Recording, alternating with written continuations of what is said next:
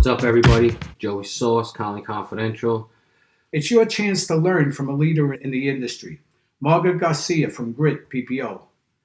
You may remember her from her past appearances on our show and certainly from AOPC. Margaret, what's up?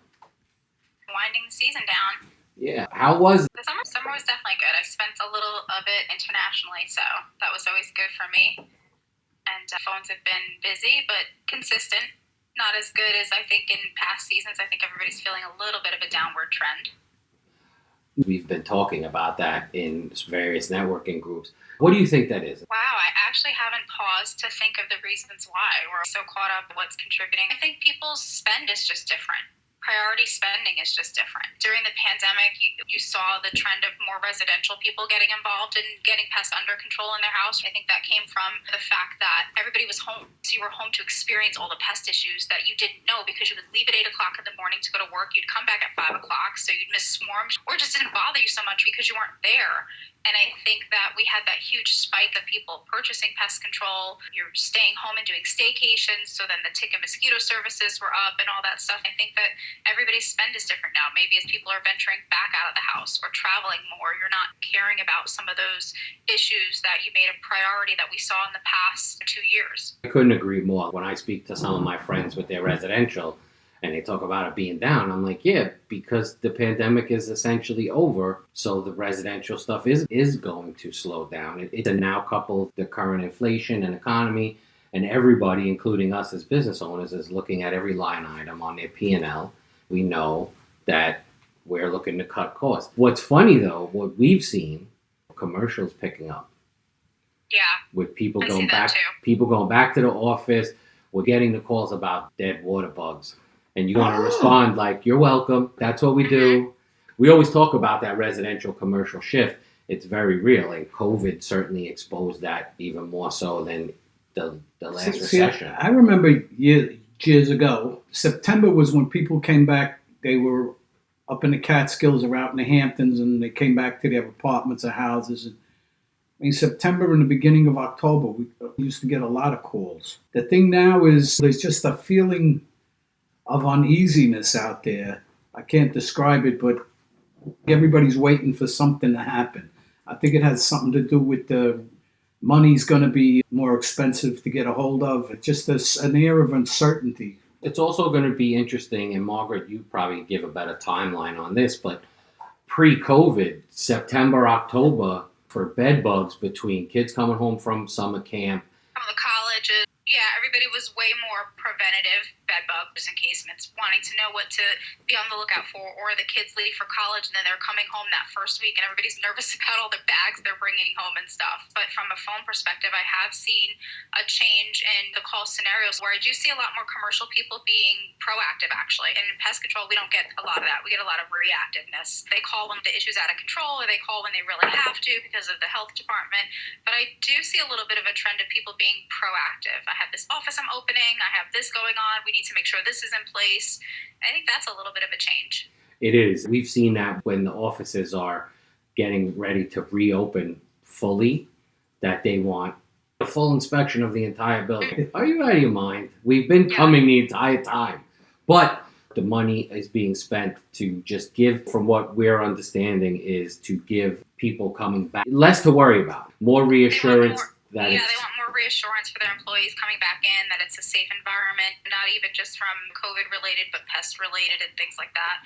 I think the pandemic has made employers way more human centric in how people are made to feel even just while at work. Yeah. I think too, we've done seminars for some of the biggest places, and I think we stressed IPM and being proactive and how you can deal with something. And I think when we put those on, people take a look at pest control in a different light. So I think that has helped us out, especially in the commercial area. Yeah, lots of people want to be educated now. They enjoy hearing. I mean, from us, and obviously the way that we field phone calls or the flow of it, that consultative sales approach, teaching a little bit. People are very open right now to hearing about why their pest issue is the way that it is and what they can do to contribute to reducing the activity. Very open to hearing it. Yeah. So we just spoke about how the big businesses are doing everything they can to reassure the people coming back to the workspace. And I'm sure we touched on some of this with the art of the phone call, but on the phone, how do we handle those clients that need reassurance? Retention is obviously, especially as the season starts to wind down, everybody has retention happening at different times of the year, whether it's the commercial increases or the residential annual renewals going out at different times of the year. But I think that retention is the number one thing to focus on. They always talk about how expensive it is just to make the phone ring, just to get through the pay-per-click spend, and then you're trying to beat out the clicks, and then the phone rings, and what happens when it actually gets answered. It's so much money, time, and energy just to get the opportunity to get a potential sale. But to have your customers who already bought into your brand and believe in it, those are where your attention and your team's focus should always be, is doing anything to make sure that they see that your brand cares about them, whether it's just check-ins. Residentially speaking, when your customers are about to expire annually, why not audit phone calls right before the renewal? Maybe 60 or 90 days. How are things going? How's the service? Everything like your NPS scoring type calls, but to residential customers just before the renewal is about to go out, because then it gives you the opportunity for anybody to express, oh, it's great, but, and then you can react on the but. At the end of the day, residentially speaking, customers just want to see that you're working at solving their problems. So even when you have ongoing problems, as long as they see that you're working on it, they're not always just so quick to quit you just because they have an ongoing issue. It's about what you're doing about that issue. It's super important with your customer service team to make sure that you're empowering them to handle things right from the start, because sometimes you only get that first phone call when somebody calls in to complain about something. Sometimes you don't get the potential to schedule an appointment to get a supervisor out there or a technician out there for the service. They're just calling in with that immediate vent. And so if you have the ability for your customer service team to have a couple of things that they can do to make somebody happy, it definitely helps strengthen that potential for that repeat revenue and that renewal. Yeah, keeping the customer for life. You had said that a customer who calls to complain wants to be saved. Can we dive into that a little bit? To me, it's a basic rule of customer service. If I'm calling to complain about something, I usually already in my mind know as a customer, what is it going to take to make me happy? So basically, that's why it's super important for your customer service team to have a little bit of arsenal. It's kind of like when you go into a hotel and you complain about their room, right? That concierge is the one that says, I can comp you this, I can upgrade your room, I can make sure that little mints are left on your pillow. They know what they can do at their level to make this person happy so that it doesn't have to escalate to a manager.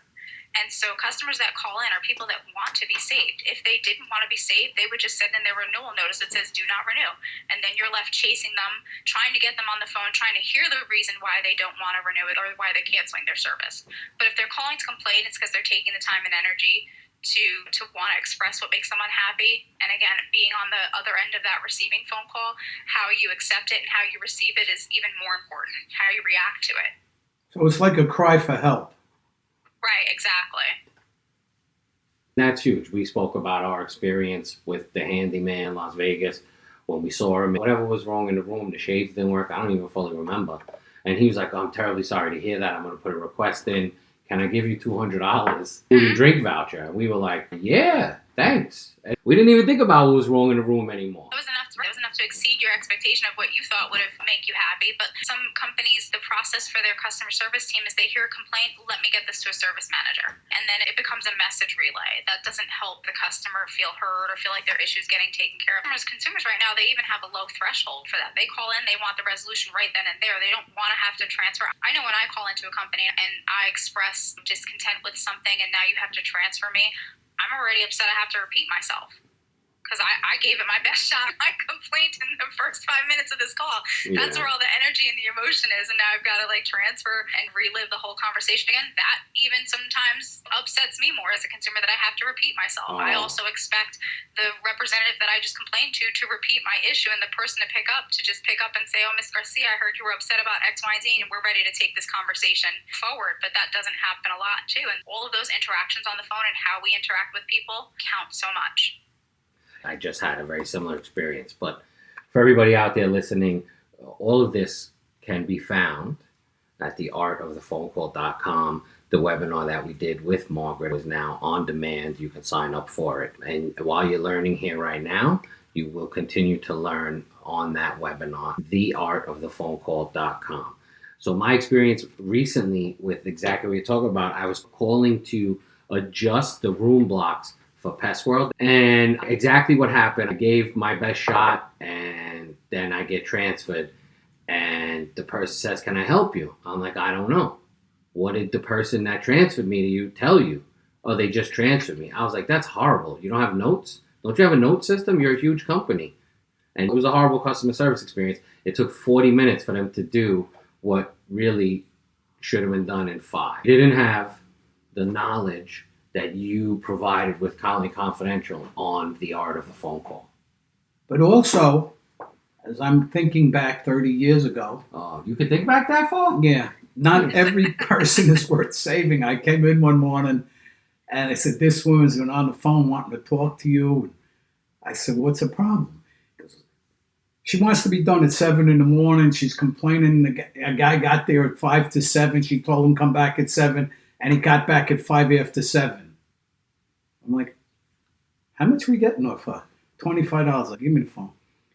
A voice like talking down to you. So I told her, "Listen, it's pretty obvious we can't satisfy your needs." "What exactly does that mean?" "It means you got to get another exterminator." "You're firing me?" I go, "Nah, we're just letting you find somebody else because we don't want to deal with you anymore." And that was it. So we missed $25 a month. Another woman, somebody called in sick. So I think on a Saturday, I'm doing this apartment, and the woman's saying about her husband's no good and they're getting a divorce. So I said, "I can't spray in the baby's room." "I want it sprayed." I said, "Well, I can't do it." Anyway, I get back. Monday, there's a call that her child is sick because the guy that was there sprayed the baby's room. So I told her, "Listen, I'm going to have a team go up there. They're going to swab the baby's room, and they'll see if there's anything." "Oh, I cleaned it already." I said, "Listen, I was the guy that was there. I didn't spray your baby's room. You were yelling at me because I didn't spray it." "I'm all upset over my divorce." I go, "Don't take it out." I mean, the moral of those two stories is that you have to be able to fire customers. Sometimes it's just not a good fit. They're unrealistic. It also goes to managing expectations in the beginning of a phone call. And on that first phone call with a good rep, they should be able to know, and there's certain flags that you can put in your CRM where you red flag somebody. I would say over the course of the past 2 years, we've created in our management software, as soon as you open up when the person calls, it says, "We will not be able to service this person." And they still call, which is comical. But the team knows, "Oh, I see in our system that you were very unhappy, and it says that we no longer have a relationship, but I want you back." But it just doesn't make sense. It costs you more money. And somebody that can never be satisfied is not a good customer. Yeah, you definitely have customers that, again, you know that you're happy that they cancel, right? Like you said, it just wasn't a situation where you can make them happy and they're unreasonable, but knowing exactly what they're expecting out of you, extracting that, what would it take, what are the real issues, and then being able to make that decision from a business standpoint is the power that you want from extracting why are you looking to cancel. All of those opportunities of hearing from consumers why they're canceling, even your accounts that have canceled, making outbound calls to them, obviously for retention efforts, but more so to collect why didn't you cancel is super valuable so that you can make those business decisions. 100%. And the key is to getting all that information as quickly as possible to get them off the phone, right?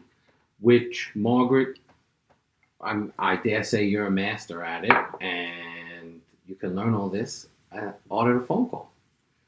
But call control is a part of that. It's a huge part of it. We're in an industry, pest control just in general, massive call volume. There's other industries that are like that. It's hard to find industries where it's a mix of heavy call volume, emotionally driven phone calls. There's industries that have all of those types of call types, but we've got highly emotional phone calls, high call volume, the expectation to be in a transactional call center environment, meaning you're building rapport in a short amount of time. Most customer service teams don't really even focus on the amount of time that they're on the phone. Their reps are just there for 12 minutes, 15 minutes, 20 minutes on pest control phone calls. I could say from doing this for many years, it doesn't need to be that long. You could still extract the same amount of information, have the same rapport building, happy customer or upset customer that you are trying to handle in a shorter time frame.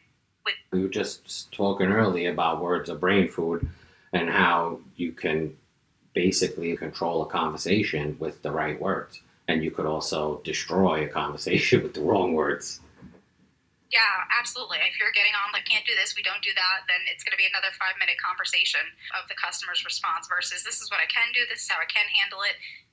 For customer service reps, they also might not be the end. They might not be the one that makes the managerial decisions on certain service-related things, but this is what I can do. I can send this email. If customers like, I've already called, I've spoken to somebody 3 times, nobody's called me back, I can escalate it one more time. There's always something that you can do. I think that we're also on the cusp when it comes to customer service and just being on the phones in general, making it more a part of our training policies to replace negative words with positive words. And I know that lots of industries do this, but just being on the phone, you want to start replacing negative words with positive ones. Yes, I couldn't agree more.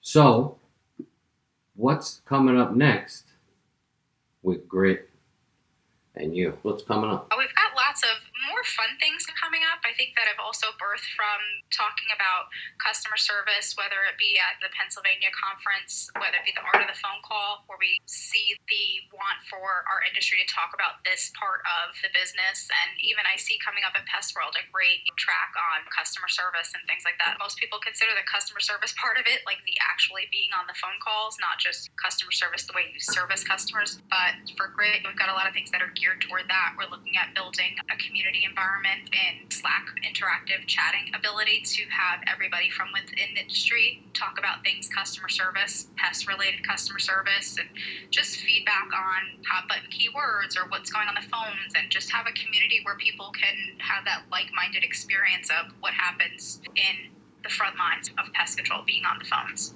They certainly are the front lines. I always said to myself, you got to be half a psychiatrist with some of these people. Oh, it's a mixed job. You're doing therapy, you're doing house management. You've had people call in emotionally upset, and you're talking them down off the ledge, and it's Right. not that bad. And then you're scheduling an appointment, and it's, oh, can you call my so-and-so to find out what time works for them? And then can you call this person and get the payment for it because my husband has the credit card? It's three different jobs all into one. But it is, like you said, it's the front lines and the training for those team members. You need to make sure that you have a training track for all of them. We do, and rightfully so, focus so much on the level of service that people are getting, right? Because you want to resolve their pest issues. You want to focus on what the technicians are using and what they're doing. But customer service reps want to be trained in just as much pest knowledge and just as much call control and just as much. I hear so much venting from customer service reps in our industry that get frustrated with not being able to actually help the customer. And that's a great sign of an employee, somebody who actually gets frustrated that they can't carry it through all the way to the very end because they're limited in either protocols or knowledge or processes. It's definitely a good sign of an employee that wants to help that customer from start to finish. We talk about training and everything like that. We have incorporated the 3 webinars for the art of the phone call into all of our customer service specialist training. So it's something that we're using. Everybody's taking it as part of their 6-week training for customer service. I'm even having to manage it. And that's why we made it available for everyone in the industry. Not only is it geared towards pest, yes, but any service industry can learn from it. So there are people that are taking the calls. Even Ed, even this guy. No, I've always been a charmer on the phone. As the industry evolves, you got to stay current. But I could see this art of the phone call. That's your first, I'm going to be very basic about it. That's your first avenue to make money. That's when you got them on the phone. They're listening to you. This is a new customer. You want to sound like you're competent. You want to listen a little bit to what their problem is, and don't interrupt them. Once they're done telling you their problem, then you can tell them how you can solve it in a knowledgeable manner. I wouldn't necessarily let them get it all out because that doesn't contribute to your call control. It's like double dutch. You have to know when's the right time to interject in a way. Otherwise, you're there on that 24-minute phone call. Right. You mentioned the open-ended and close-ended questions. Yep, absolutely. That helps you keep that tennis ball going back and forth where consumers or the client feels like they're a part of the conversation, but really you're the one kind of controlling it. So you can control when it ends as well. But again, only extracting the useful information that you need, because people insert lots of different things, like you just said, about their divorce, about this, about that, all things that aren't contributing to me getting a technician out to your house because you still have an ongoing issue. So anybody that wants to go there to take it to the next level, we've made it accessible for you. And the website is theartofthephonecall.com, or as Ed would say, the art of the phone call. Not a D-H-E, it's a T-H-E. Jeez. Anyway, it's And he went to college, I too. did He went go to to college. theartofthephonecall.com. You learned some things here today, certainly. At Art of the Phone Call, there's a ton more to learn. Yeah, I think it's great that you started incorporating it into your training. I think that looking at the end of it and it as a whole, it really appeals to every stage of your career that you're at. And when it comes to customer service, and either in the very beginning, it helps set the right tone. We talk about how to build a proper call flow for your team and the conceptual idea of how they're going to be answering the phones. And it's also great refreshers to go back to. Like this time of the year, even for my own team, the stress levels were high all summer long. You create bad habits just out of trying to get off the phone. You lose your scripting, you lose your hot button keywords, and this is a great time to regroup with your team and have that chin check, because your call flows get diluted and sometimes you think you're saying it the right way, but you've morphed it into something else and didn't realize it. So it's also great to come back to at the end of the season and say, oh, I did stop saying that, or I did stop using those words. Listen, at the end of the day, it all comes down to communication. 100%. Yeah.